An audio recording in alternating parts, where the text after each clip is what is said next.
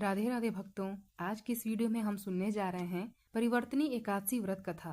परिवर्तनी एकादशी को वामन एकादशी, जय झूलनी एकादशी, डोल ग्यारस और जयंती एकादशी भी कहते हैं। एकादशी के दिन भगवान विष्णु या उनके अवतारों की पूजा की जाती है। आइए अब सुनते हैं परिवर्तनी एकादशी व्रत कथा।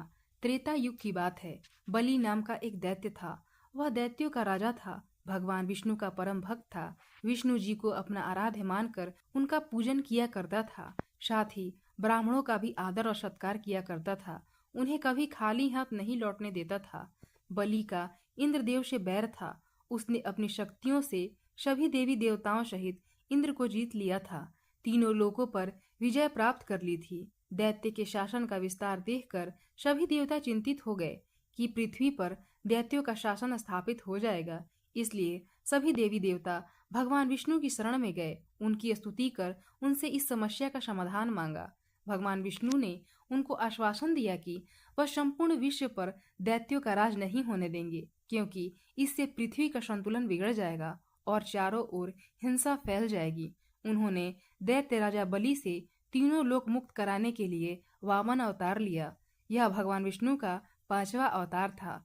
वामन अवतार लेकर भगवान विष्णु राजा बलि के महल गए।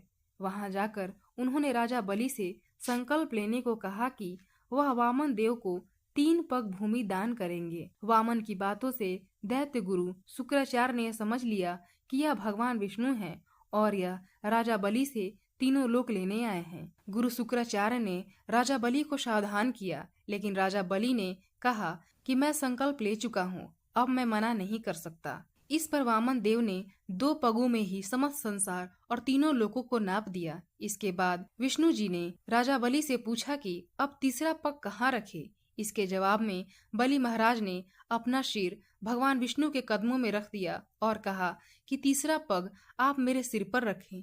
इसके साथ ही भगवान विष्णु ने तीनों लोकों को दैत्य शासन से मुक्त कर दिया। एकादशी के दिन व्रत कर इस कथा को पढ़ने या सुनने से वाजपेयी यज्ञ का फल मिलता है। प्रेम से बोलिए विष्णु भगवान की जय।